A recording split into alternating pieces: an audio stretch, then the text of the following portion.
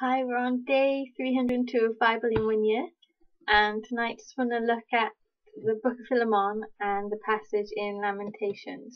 I'm going to start in Philemon, and I didn't really know much about this book. It's only a small book in the Bible, and so I just did a bit of reading of who actually Philemon was, and in this passage it mentions another guy, which is Onesimus. That's how you say it. And Philemon, it says, was a wealthy Christian slave owner, and Onesimus appears to have been one of his slaves. And in verse 18, Paul, who wrote this book to Philemon, said, "If Onesimus has done any wrong to you or owes you anything, charge it to me." And so they think that Onesimus may have done something in his house, done something wrong, and so he had left there and somehow ended up with Paul, and that while he was with Paul he became a Christian.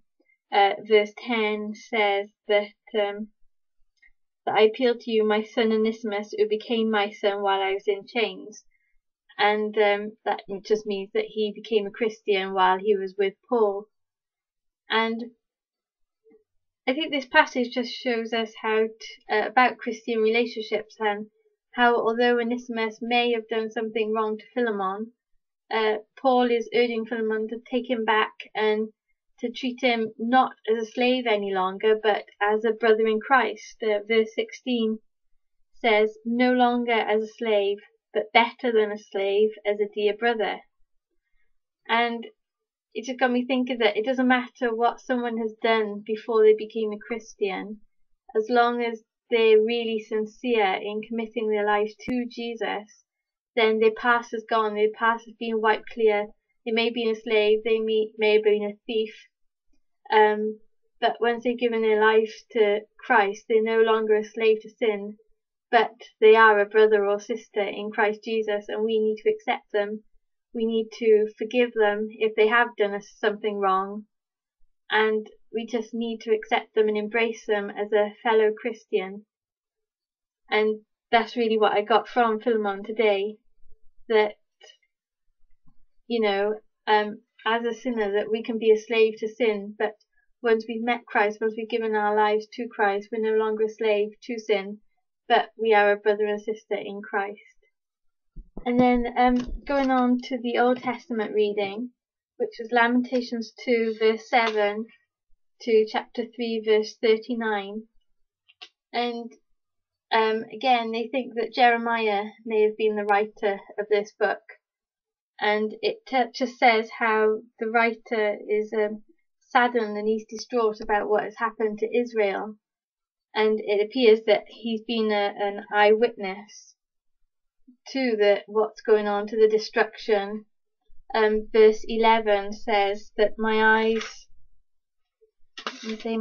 fail from weeping because my people are destroyed. So if it was Jeremiah, he was obviously there. He had seen what had gone on. He had seen how the enemies had taken over Israel, and it must have been so hard for him to have been the person, if it was Jeremiah, to have warned the kings, warned them not to be disobedient to God, but just to have watched them not to hear what he was saying to them. And so it had ended up that God had handed them over to their enemies. And I just thought that must have been so hard for him.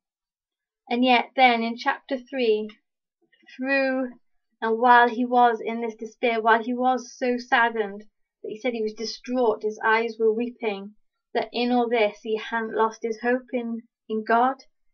And I just want to read a couple of verses. It's chapter 3 verse 22 to 24. It says, "Because of the Lord's great love we are not consumed, for his compassions never fail. They are new every morning. Great is thy faithfulness. I say to myself, the Lord is my portion, therefore I will wait in him." Or the New King James Version says, "Therefore I will hope in him." And I just think it's so awesome that in that time of trial, in that time of need that he had, he didn't lose his focus. His focus was still on God, and through all the hardship, he still recognized that God was in control, that God is faithful and that he is just. And, no matter what happens today, tomorrow is a brand new day. It said here, they are new every morning. So no matter what's gone on in our lives today, whether we messed up or whether something bad has really happened in our lives, tomorrow is a brand new day. His mercies. And in verse 22 it says, because the Lord's great love, we are not consumed. And in the New King James, sorry, I like the New King James version, it says that because of his great mercies, and that actually means because of his covenant love, because of the covenant that he has made with us and what he had made with Israel, that we're not consumed. He hasn't let us go. And that his mercies, his covenant love, is new every morning towards us. I just think that that's so awesome to know that, no matter what happens today, that tomorrow is a brand new day, and tomorrow his love and his compassion towards us is new every morning.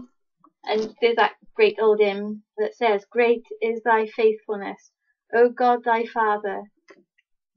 There is no shadow of turning with thee.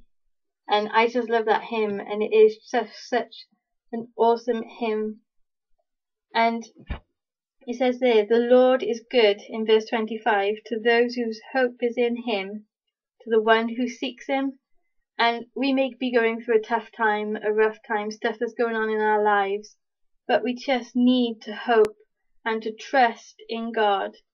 And we just need to seek him and to turn our eyes on him and just recognize that he is God, he is still in control, and he is so faithful to us that even in the tough times, he is still Lord and he is still on his throne. And that was just so encouraging. I love that Jeremiah, through it all, could hope, and he didn't lose hope in his God, the God of Israel. And I'm going to post the hymn, Great is Thy Faithfulness, because it does just show how good God is. And listen to it. It's a really nice version that I found on YouTube. So, that's all for tonight, and God bless.